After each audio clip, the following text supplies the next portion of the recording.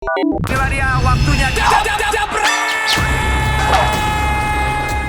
Oke, Jepret Team balik lagi di atas Jepret. Kalau sebelumnya kita sudah ngobrolin tentang oleh-oleh, pengalaman gue tentang safety regulations dan juga security matters sama bagaimana sih pengelolaan crowd control di Liga Inggris. Sekarang kita beralih ke SEA Games ya, ke SEA Games di mana secara keseluruhan kita memang akhirnya sudah melampaui target dari apa yang ditargetkan oleh Kemenpora maupun juga oleh Pak Jokowi, dan juga ada beberapa cabang yang membuat kita melampaui target ya.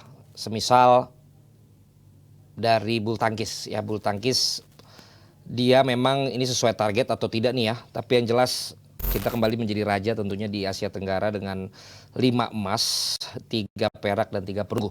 Tapi kalau bicara bulu tangkis ya, level kita sudah di level olimpiade, sehingga memang ini menjadi sebuah hal yang dianggap biasa. Tapi apapun itu kita apresiasi bagaimana keberhasilan para pebulu tangkis kita yang diturunkan dibagi dua ya waktu itu dengan Piala Sudirman. Kemudian juga dari cabang atletik dengan 6 emas, 2 perak dan 8 perunggu, ini juga melampaui target 5 emas yang dicadangkan di awal, dan ini waktu itu tercatat di 11 Mei ya. Ketika itu meraih 6 emas, 2 perak dan 8 perunggu. Lalu kemudian juga tentu apresiasi kepada cabang-cabang lain yang setelah berjuang dan akhirnya ada arak-arakan semua menyambut para pahlawan olahraga Indonesia. Walaupun ya berita kurang enaknya adalah merasa adanya ketimpangan antara tim sepak bola yang meraih medali emas setelah 32 tahun dengan olahraga-olahraga lain. Tetapi itu kita kesampingkan dulu karena bagaimana niatan dari Pak atau Mas Menteri Dito juga waktu itu adalah mengajak semua para atlet kita yang berlaga di SEA Games terutama yang mendapatkan medali untuk bisa menemui masyarakat Indonesia yang ingin menyambut mereka.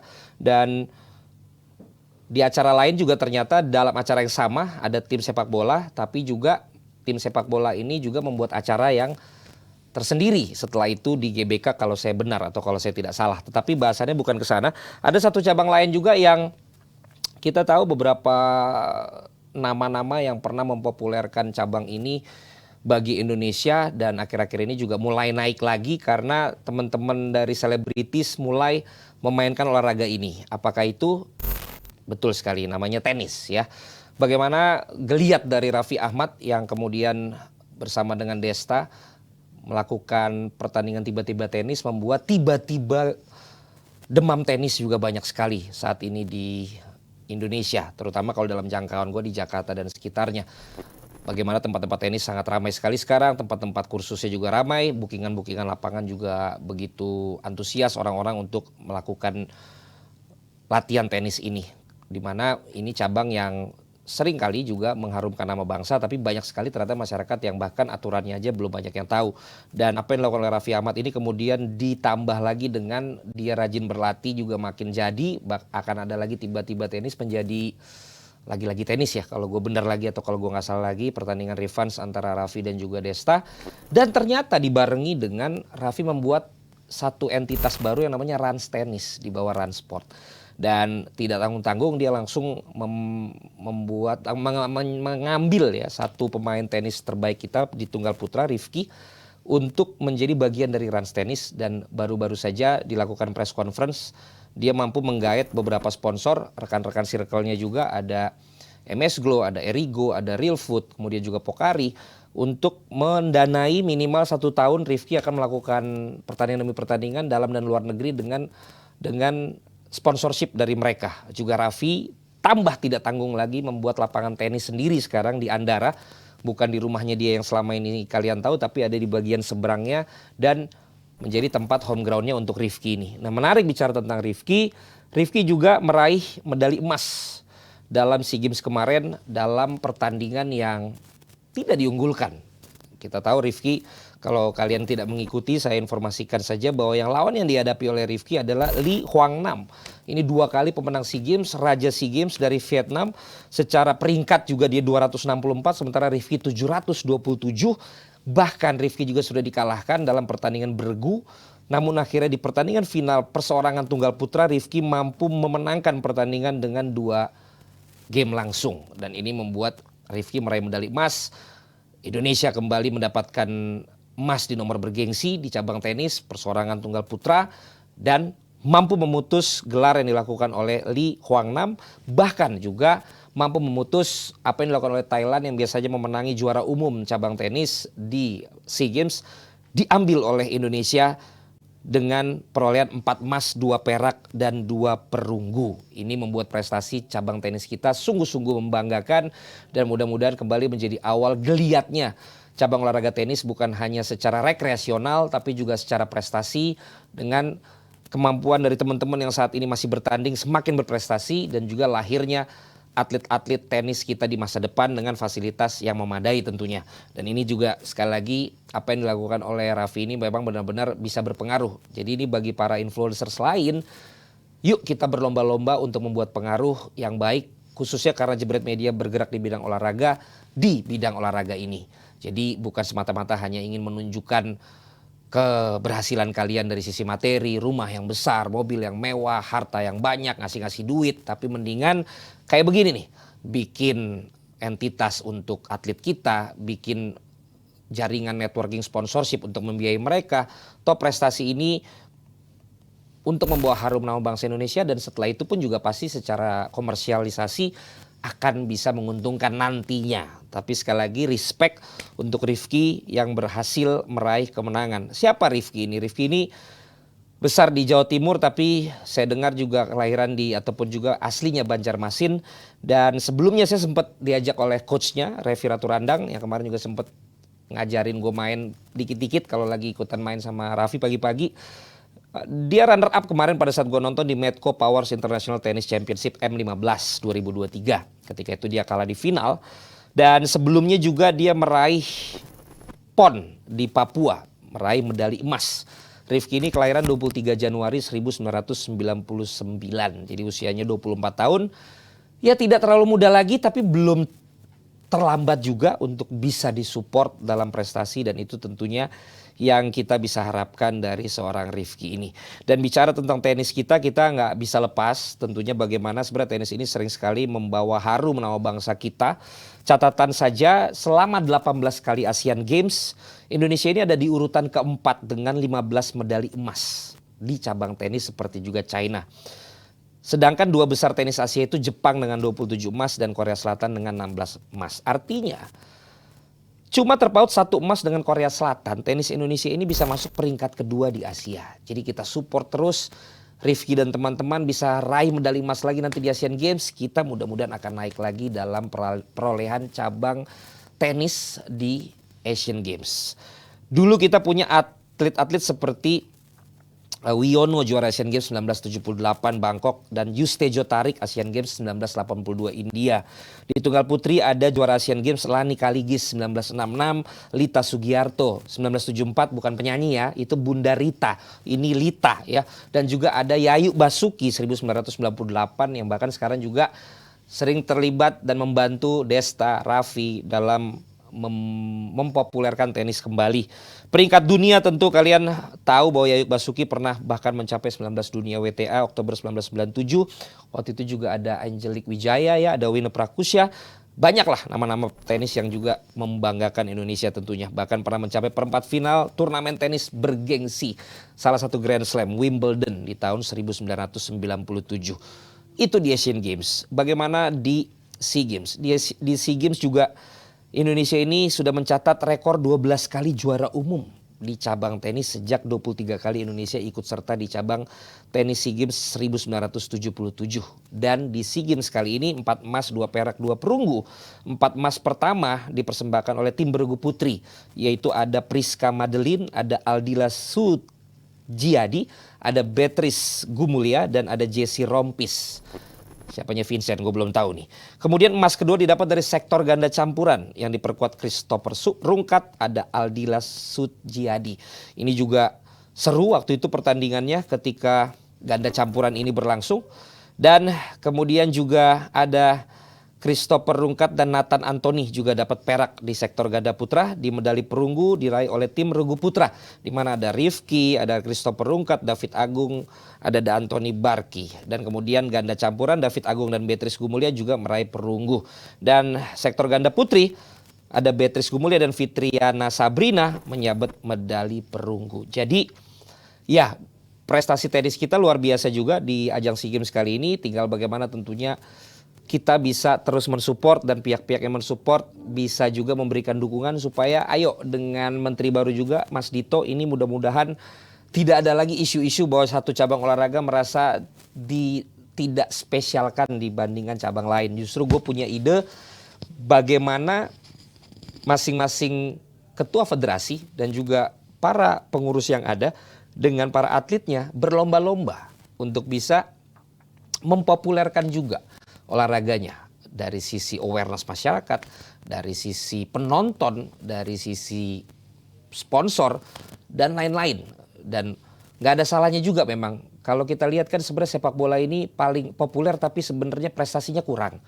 Jadi ketika juara SEA Games ini tuh satu hal yang sangat membanggakan gitu. Jadi paling populer tapi prestasinya paling kurang. Jadi sebenarnya teman-teman tuh jangan malah iri gitu loh sama sepak bola. Justru sepak bola yang harusnya malu sama kalian gitu karena udah paling populer tapi kok paling jarang juara gitu. Jadi kan ada yang bilang makanya kalau kita nggak suka rubah, kalau kita nggak bisa rubah paling nggak rubah cara kita berpikir. Jadi untuk atlet-atlet lain nih, pengurus-pengurus lain seperti yang gue bilang tadi, lakukanlah justru hal yang bisa dilakukan dengan prestasi kalian sekarang, dengan berprestasi, dengan mempopulerkan, dipikirkan baik-baik. Dan YouTuber tuh kan punya kolaps, punya kolaborasi. Ya kalau memang yang populer tuh sepak bola sama bulu tangkis, kenapa nggak bikin kolaps gitu loh?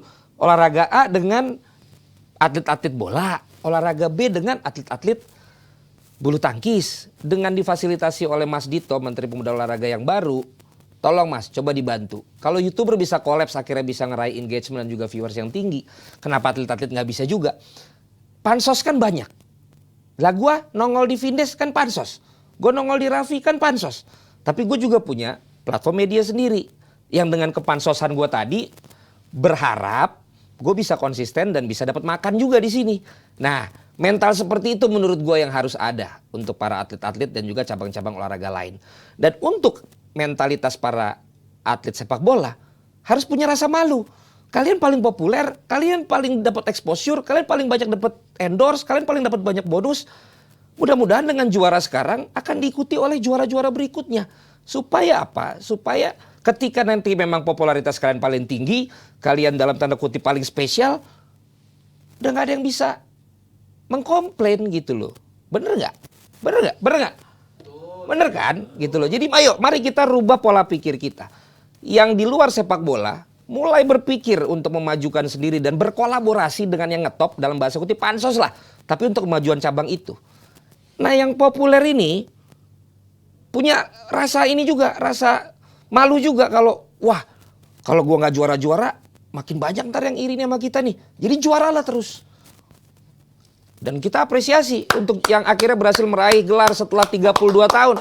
Teman-teman semua. Tapi jangan star syndrome. Jangan langsung agen-agen naikin harga. Keterlaluan. Jangan langsung besar kaki. Ya kan? Bengkak soalnya ntar. Ya kan? Gak bisa main bola lo kalau besar kaki. Jadi kita coba rubah pola berpikir kita. Dan para atlet-atlet sepak bola juga bisa membantu teman-teman yang lain. Untuk bisa bagaimana mendapatkan exposure. Karena exposure itu penting. Dibarengi dengan prestasi. Nah kalau semua itu berjalan bersama-sama. Sepak bola makin maju. Yang lain pun juga makin maju. Sebaliknya yang lain makin naik. Sepak bola pun ikut terangkat. Dan ini tentu harus bareng semua. Dengan semua federasinya. Dengan KONI, dengan KOI, dengan kementerian. Dengan yang gue udah pernah bahas sebelumnya, anggaran yang tepat, penggunaan anggaran yang memang benar dan akuntabel, sarana prasarana semua diperbaiki. Ayo, ini waktunya. Jadi bukan justru saling mengeksklusifkan diri, saling gengsi, saling nggak mau untuk berkolaborasi. Justru ini waktunya untuk saling berkolaborasi. Voli, putra kita meraih medali emas lagi, nggak ada lawan. Basket putri setelah sekian lama meraih medali emas. Tim voli putra kita kemarin di kejuaraan Asia ya, lolos sampai ke final. Cabang apaan tuh? Cabang olahraganya si Kamboja, kita juga ada yang meraih medali emas. Dan mohon maaf apabila gue tidak bisa menyebutkan satu persatu semua, termasuk dari triathlon, duathlon itu kan rekan kita juga yang jadi manajernya. Mereka juga kemarin berhasil meraih medali emas pertama buat kita di SEA Games. Yang saya baca terakhir justru tenis meja yang tidak menyumbang medali emas atau medali gitu. Tapi kabar baiknya kan sekarang yang tadinya dualisme tidak bisa memberangkatkan tim, akhirnya sekarang bisa berangkat. Diakur-akurin lah supaya ke depan setelah akur jangan lagi masalah ributnya, tapi masalah bagaimana meraih medalinya. Ini masukan buat gua bagi cabang olahraga yang lain dan juga bagi cabang olahraga sepak bola. Ya didengerin, kalau kata Taufik kan didengerin ya syukur, nggak didengerin ya nggak apa-apa. Namanya kita juga cuman menyampaikan opini kan. By the way yang belum nonton, tonton Jebret Talks di Jebret Media TV, wawancara gue dengan Taufik. Dan ketika ini bisa berjalan bareng-bareng, para atlet juga punya value-nya sendiri dengan prestasi, dengan exposure dan sebagainya. Dan ingat bahwa fokus seorang atlet adalah tetap pada prestasi olahraga yang dibidanginya. Ketika akhirnya David Beckham, Lionel Messi, Ronaldo punya penghasilan yang lebih besar di luar sepak bolanya. Itu karena apa yang dia lakukan di sepak bolanya. Roger Federer, Rafael Nadal, Djokovic bisa meraih hasil di luar tenis karena prestasi yang dia buat di tenisnya. Dan you name it, olahraga-olahraga lain itu akan berjalan seperti itu juga. Yang penting adalah kalian berprestasi dan menjalankan menjadi yang terbaik di bidangnya. Baru nanti yang lain-lain itu akan datang, akan menyusul dan jangan terbalik. Sehingga akhirnya malah kalian bukan fokus di situ tapi fokus di yang lainnya. Jadi balik lagi ke yang tadi, apa yang Raffi lakukan menurut gue itu udah sangat luar biasa. Dan bagaimana dulu juga Mas Dito ini kan ada dalam Rans dan sekarang sudah keluar karena sekarang sudah menjadi menteri. Tapi kan pertemanan circle-nya tidak hilang. Jadi bisa dibayangkan kalau Raffi terus konsisten dan bukan hanya tenis nih. Bola udah, basket udah, tenis.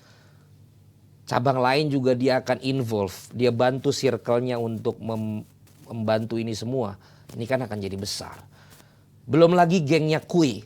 Dengan Gading di sana, Sean Gelael di sana, bisa berbuat banyak. Belum lagi Atta dengan pendekarnya di futsal, sepak bola di Bekasi, bisa buat banyak juga. Ya, Jebret Media, ya udah mansosinnya aja. Jadi ibarat Jebret Media nih kayak atlet-atlet yang merasa tidak dispesialkan. Lah, tapi kita ngerti, ya nggak apa-apa. Yang penting kan akhirnya industrinya berjalan. Dan berharap dengan industrinya berjalan, masih ada Vindes juga dengan Vindes Sportnya, nggak apa-apa. Kita semua pasti akan punya ruang untuk berkolaborasi. Dan itu yang gua harap dimiliki oleh mental-mental setiap cabang olahraga di Indonesia. Itu data Jebret kali ini lebih berapi-api karena gua agak ngenes denger ada iri satu dengan yang lain. Ayo dong, kita rubah pola pikir kita. If you don't like it, change it. If you cannot change it, change the way you think about it. Ini baru 2 gelas sudah lancar gua ngomong. Luar biasa sekali ya. Jadi untuk kalian semua, begitupun kalian yang tidak ada hubungannya dengan apa yang gue sampaikan tadi. Sama di setiap bidang kalian. Kalau lu pikir lu gak suka, lu gak bisa rubah, udah rubah aja paling gak pola pikir lu. Oke? Oke guys? Oke. Ini juga banyak yang lagi gue pikirin. Ya kenapa? Program kita udah banyak. Sponsor masih kurang. Ya makanya kita lagi mau genjot tim jualan kita ya, dan ini masih terbuka buat teman-teman semua untuk bisa sama-sama bantu dengan kita mensponsori acara-acara kita di Jebret Media. Oke guys, share, like, comment, subscribe juga Jebret Media TV, ada juga PB Ina, ada juga Stand Up Olahraga dan ada Valentino Jebret. Terima kasih, sampai ketemu lagi di data Jebret berikutnya. Maju, jaya, merdeka olahraga Indonesia. Inilah dia waktunya. Jebret!